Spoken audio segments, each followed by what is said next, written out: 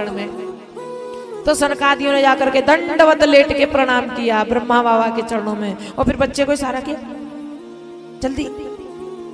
तो बालक भी दंडवत लेट के प्रणाम करता है। तो ब्रह्मा जी ने कहा चिरंजीवी भव सतायु भव। सनकादियों ने कहा अब हमारी जिम्मेदारी खत्म, हमारी जिम्मेदारी खत्म। क्यों? क्योंकि अभी तक हमारी जिम्मेदारी थी कि अब इसकी उम्र कैसे बढ़ाएं, अब ये जिम्मेदारी है ब्रह्मा जी की। क्योंकि ब्रह्मा जी ने कहा चिरंजीवी भव। ब्रह्मा जी ने कहा क्या मतलब? बोले महाराज एक दिन निकल गया, बालक की उम्र 3 दिन की रह गई है बस। कितनी रह गई? 3 दिन की। अब तो ब्रह्मा जी बड़े चक्कर में बोले महाराज कहाँ मुसीबत में लाके डाल दिया आपने तो है। आजकल तो आशीर्वाद देना भी बड़ा खतरनाक हो गया है। तो ब्रह्मा जी ने कहा एक काम करो, इस बच्चे को लेकर के चलते विष्णु भगवान की शरण में। गए ब्रह्मा जी ने, सनकादियों ने, और उस बालक को भी इशारा किया कि जैसे जैसे हम करें तुम भी वैसे करना। लेट के प्रणाम किया। भगवान विष्णु ने देखा कि पीछे से कोई नन्हा सा बालक प्रणाम कर रहा है। भगवान विष्णु ने कहा चिरंजीवी भव आयुष्मान भव। ब्रह्मा जी ने कहा हमारी जिम्मेदारी खत्म, अब हमारी जिम्मेदारी खत्म। भगवान बोले क्या मतलब? बोले 2 दिन की उम्र रह गई और आप कह रहे हो चिरंजीवी भव आयुष्मान भव। सारी घटना मालूम पड़ी। बोले चलो भगवान शंकर के पास में। अब भगवान शंकर के पास में गए विष्णु भगवान। ब्रह्मा जी सनकादियों ने दंडवत प्रणाम किया। उसके बाद में बालक को कहा तुम भी प्रणाम करो।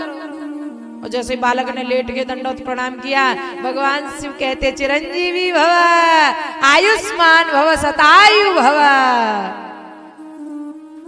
भगवान विष्णु बोले अब हमारी जिम्मेदारी खत्म। जहां पहुंचाना चाहिए था वो बालक पहुंच गया। भगवान बोले क्या मतलब? बोले आपने पहचाना ये बालक कौन है? कौन है?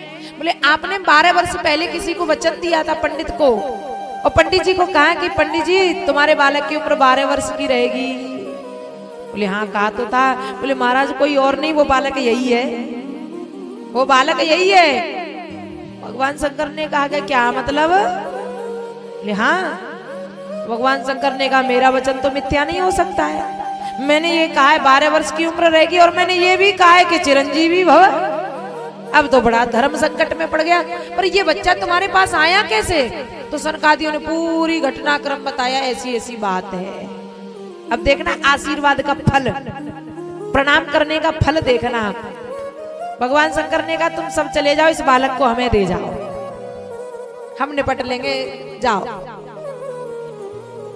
अब उम्र वही 1 दिन बचा था।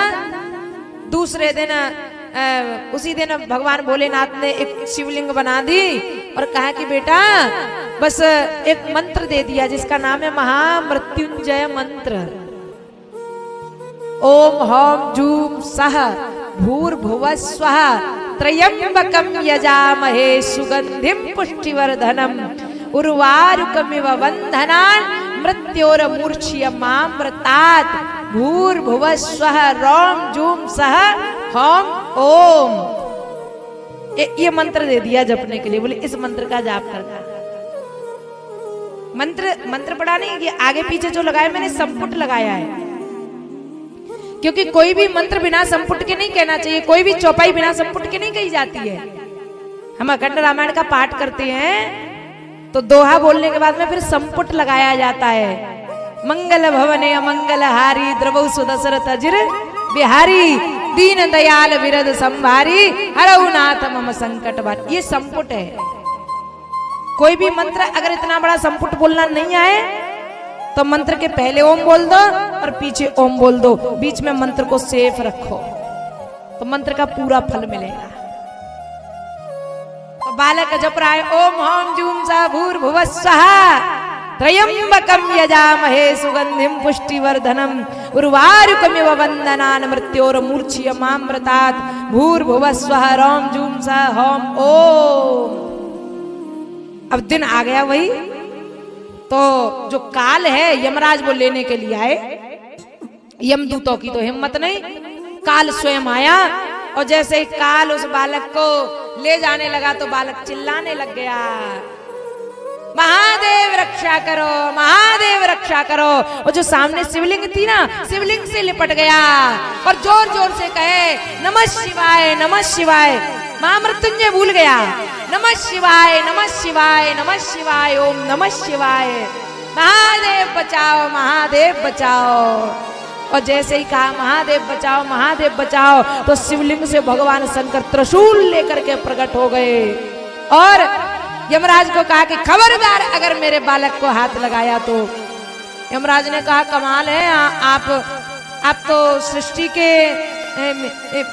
सृष्टि में व्यवधान डाल रहे हैं, आप क्रम को तोड़ रहे हैं। भगवान शंकर ने कहा कि जो मेरी शरण में आ जाएगा तो भले ही सृष्टि का क्रम क्यों नहीं टूट जाए, पर मैं यमराज के हवाले उसको कर नहीं सकता हूं। और यही कारण है कि जब उम्र कम रहे, जब काल सर्प दोष लग जाए, पितृ दोष के लिए पितृ गायत्री का पाठ कराना चाहिए।